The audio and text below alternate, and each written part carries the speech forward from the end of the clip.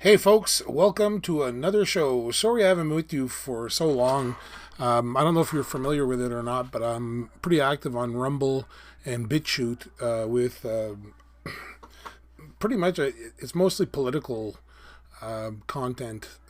For those of you who don't know it, I run a community radio station, and I follow strongman and arm wrestling, especially arm wrestling, in my free time. And I've attempted to launch this channel. Now, I might have made a mistake by making my very first video probably the best video you'll ever see on this channel as far as editing goes and everything else. But with a channel called Wild Willie T's Arm Wrestling and Strongman Rants, I'm guessing maybe I should do more ranting and maybe less video editing. Today, I'm going to cover Europe's Strongest Man, and I'm going to cover King of the Table 3, and I'm going to cover Todd Hutchings against Chant Shaw. Little disclaimer, I watched Europe's Strongest Man. I also watched King of the Table 3. I bought both of those pay-per-views, but I was not able to watch Chant Shaw versus Todd Hutchings. I haven't been able to watch the full match yet. We're going to start with Europe's Strongest Man. I've been a big fan of Luke Stoltman and his little brother Tom Stoltman, if you can call him that, if you can call Tom his little brother. And of course, Luke Stoltman was the defending Europe's Strongest Man coming into competition today. The competition started off with the log lift world record attempt, and Luke Stoltman succeeded in lifting 218 kilograms, as well as Iron BB. Iron BB lifted 218 kilograms as well.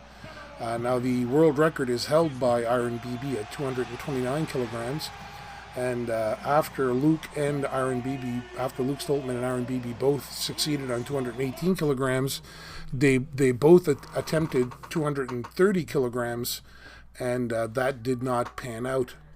Now, in that very first event, which was the log lift, you'll see that after the first event, Luke Stoltman was in first place for Europe's Strongest Man, and Alexei Novikov in second, followed by Pavlo Kordiaka and Ithor Melstead. Now, what's interesting there is, in the log lift world record, Iron BB was participating in that, but was not participating in Europe's Strongest Man because, of course, he's from Africa. But then there was also Bobby Thompson from the U.S. competing in the log lift world record attempt, and of course they didn't qualify either. So although two competitors in the log lift world championship finished ahead of Alexei Novikov, who succeeded at 185 kilograms with Pavlo Kordiaka and Ithor Melstead, Alexei Novikov picked up 10 points in that first event, whereas Luke Stoltman picked up 12. Now, in the very next event, the second event, I'm not going to show you footage because, like I say, I paid for this. I watched it. I'll show you some of the results. I'm not going to show you all the events because I feel that would be wrong to Giants Live. I showed you some of the footage from Luke Stoltman and Iron BB doing their log lift world record attempt, but that's all the footage I'm going to show you really from the events themselves. The second event that day was what was called the deadlift ladder. This is where they had to work their way through different weights and see who could deadlift. There were 5 different deadlifts going all the way up to 400 kilograms, 375, 350, 325. And Alexei Novikov finished ahead of Luke Stoltman there, but it was Konstantin Janasha from Georgia who ended up winning that event, followed by Rano Heinla, and then Alexei Novikov in third, and Luke Stoltman in fifth. Now, after this event, they interviewed Alexei Novikov, and I often watch strongman and arm wrestling to get away from politics. And after this next was an exchange between Bill Kazmaier and Alexei Novikov. Slava Ukraini. What I can say, unfortunately, I can't train very well like strongman. Now I last Last month, I trained like soldier for defend.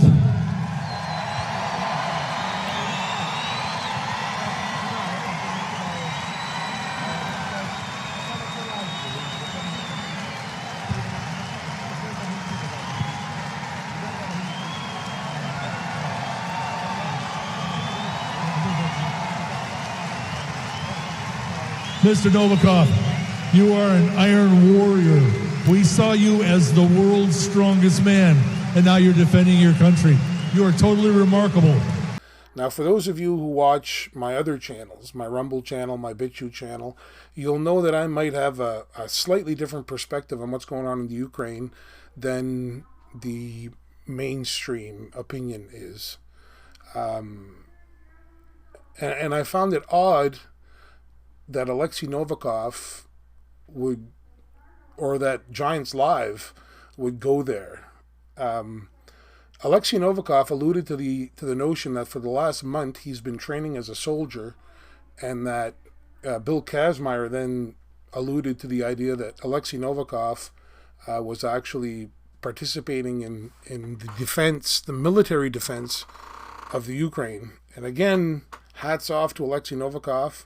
My thoughts and prayers are with the people in the Ukraine. It sucks what's going on there. But as far as the reasons it's going on, I'm not sure we're being told the whole truth. And I'm not sure where Alexei Novikov stands in all this, but the invasion in Ukraine started on February 24th. Alexei participated in the Arnold Classic, which is March 4th. And now on April 2nd, he's participating in the Europe's Strongest Man. And like I said, all due respect, but I'm having a hard time believing that someone had the mental fortitude and the physical fortitude to participate in Arnold's Strongest Man on March 4th and then fight a war for the next 20 days or so and then get time off from fighting the war to go to Europe's Strongest Man. Now, is he going to fight in the Ukrainian military after this? Possibly. But man, like, why politicize and why bring this into strongman? I don't get it. So after that, I was a bit shocked. But at the same time, in one of my last videos, someone said, Billy, do you think maybe all these sporting events are fixed? And I was like, man. And then I'm looking at the events that were set up today. And when you look at the field and you look at the events, man, the odds-odd favorite was Alexei Novikov, regardless of whether he's been training more cardiovascular than anything else. I mean, the man's a strong man, and most of the events today were geared towards cardiovascular. I mean, except for the log lift, everything else had a big cardio component. And, I mean, you had the Atlas Stones at the end, but the three other events had a lot of cardio involved. You had to lift an anchor, run with it, attach it to a chain, drag the chain back. Again, a lot of endurance there. The deadlift ladder, same thing. It's not like deadlifting for max. It's who can deadlift the most weights in the least amount of time. So it's about quickness. And the same thing with the stairs. Luke Stoltman slipped on the stairs going up. But I'll talk about those events as well. So after the deadlift ladder, that like I said, this interview with Alexei Novikov took place afterwards. It was then the carry and drag. And then in the carry and drag, Alexei Novikov won that one, and Luke Stoltman finished fifth. You'll see that Kevin Durutier, Shane Flowers, and Pavlo Kordiako evened out the top five.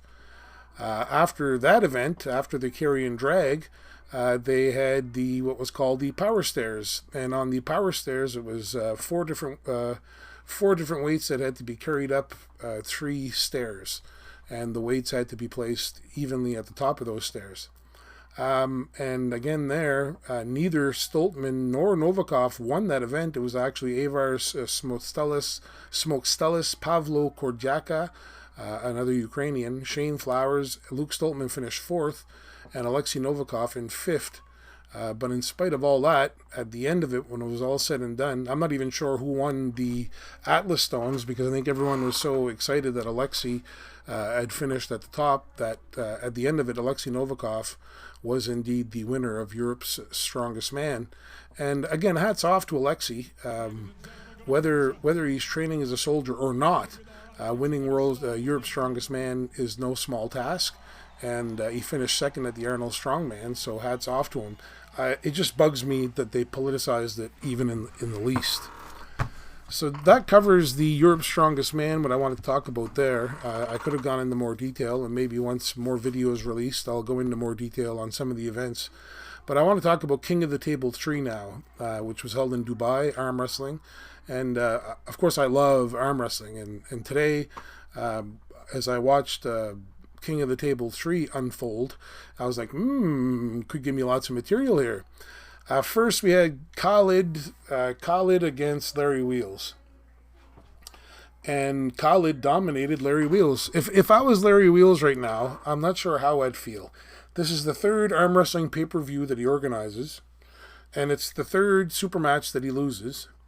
And really, this time, as strong as Khaled is, Larry's been training for arm wrestling for well over a year, at least. I don't know if Larry's got to put on some fat. I don't know. I hate to say it, but I don't know. Are there too many muscles there? Is there too much blood being pumped to those biceps, and it's affecting everything else? I'm not sure. I'm not sure what's going on with Larry.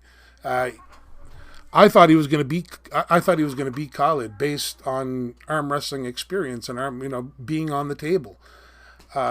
If Khaled really did not train for this, I know that people like Devon Larratt have said that Khaled is amongst the strongest they've ever gripped up with. I don't know, can he be that strong that someone like Larry Wheels with over a year of extensive arm wrestling training just gets run over by him? Listen, Khaled wants to be an MMA fighter. Great. But I'd love to see this guy in arm wrestling full time, because if he could do that to Larry Wheels, with no focus on training over the last few months, well, either Larry, it's time to stick to promoting and not include yourself in these pay-per-views as far as super matches go, or pick easier opponents so you can win one.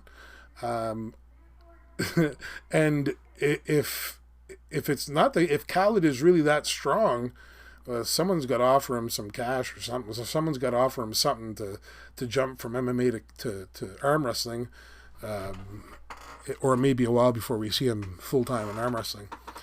Sarah Bachman and Gabi Vasconcelos. As far as I'm concerned, this might have been the best match of the day, in spite of the fact that it finished 4-0 for Sarah Bachman. Oh, and Khaled, of course, against Larry Wheels, that finished, I believe it was 4-1 Khaled by the time it was all said and done. Sarah Bachman and Gabi was 4-0 for Gabi Vasconcelos, but Sarah Bachman, I believe it was in round 3, showed signs of maybe getting something with an outside top roll, but then Gabi shut it down. Gabi just seemed too strong. She seems like a very strong woman. So Bachman lost that one 4-0.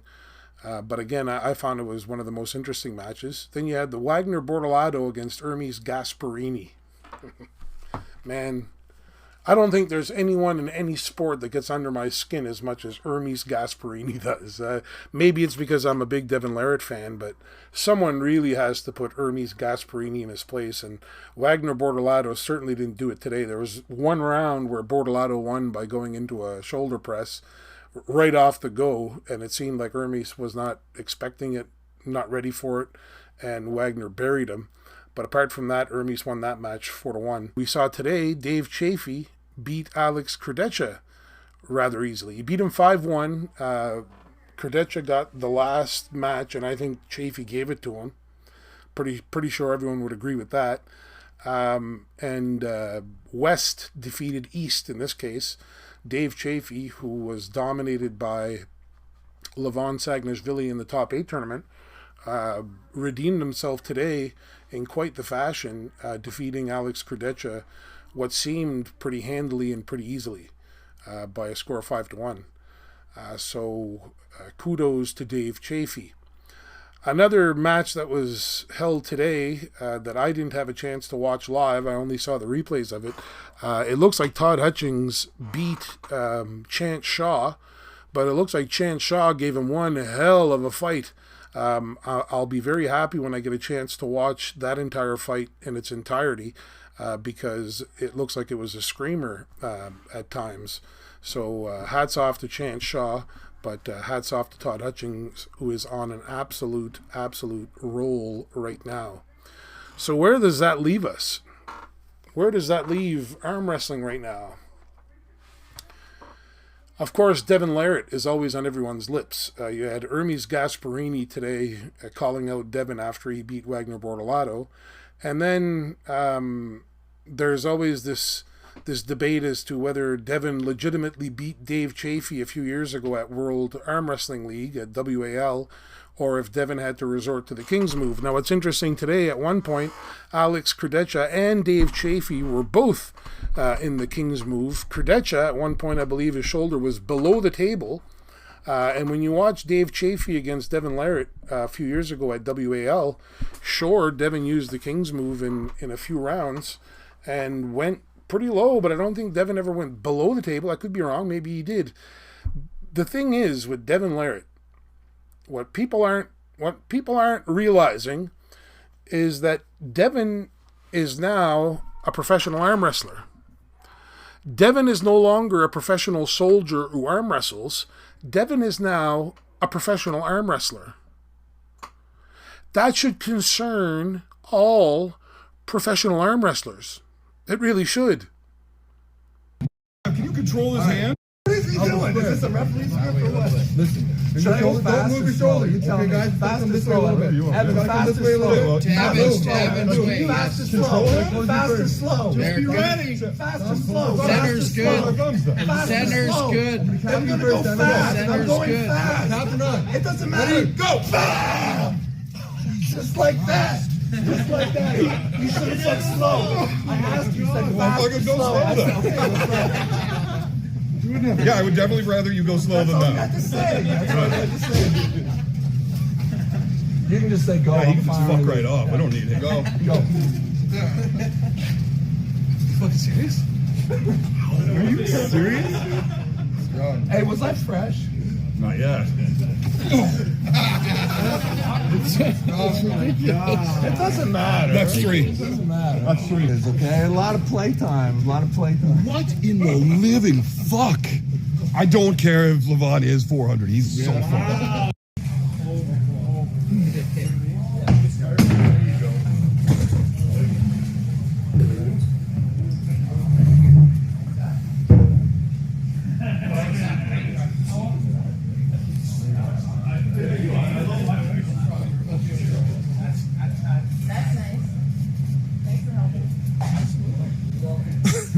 Fucking just relaxing there.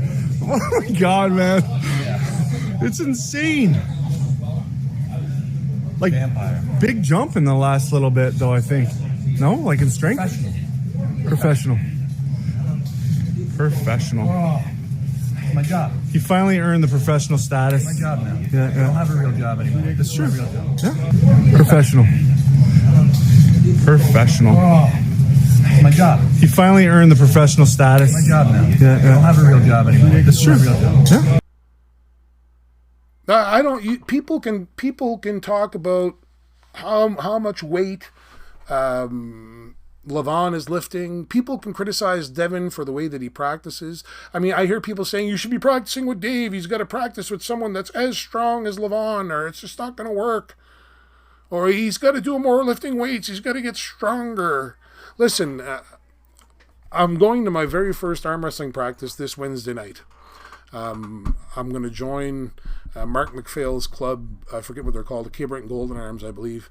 But I'm going to, like I said, I've never arm wrestled formally on tables. I've always done my arm wrestling on kitchen tables or classroom tables or bar tables or bars it's themselves or whatever. So I've never really done it the right way. But there's one thing that I know is that when you've got another human being yanking on your arm, okay, like at one time I could curl 60, 70 pounds with one arm. Okay, well, that 60, 70 pounds curling with one arm was a hell of a lot easier than a human being strapped onto my arm and tugging on it with everything they have, or hanging off it with all their weight.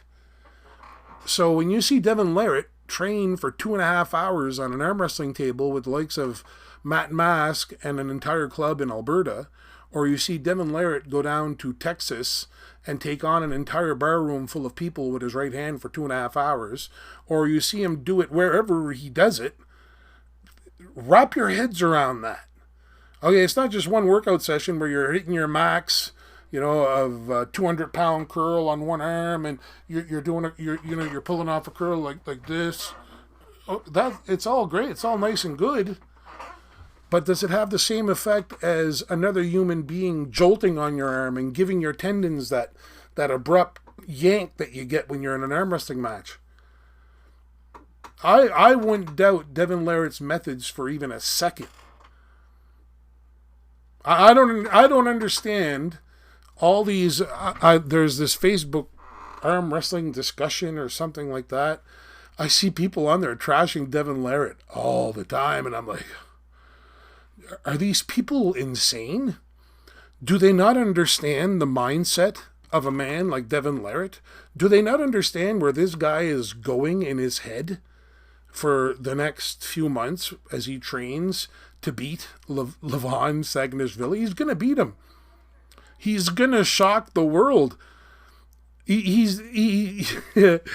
Hermes, after Devon beats Levan, Hermes is going to be like a hermit crab, and he's going to crawl into his little shell, and he's going to be terrified, and he's going to have to pump more of this for another year or so before he even has a chance at Devon Larratt.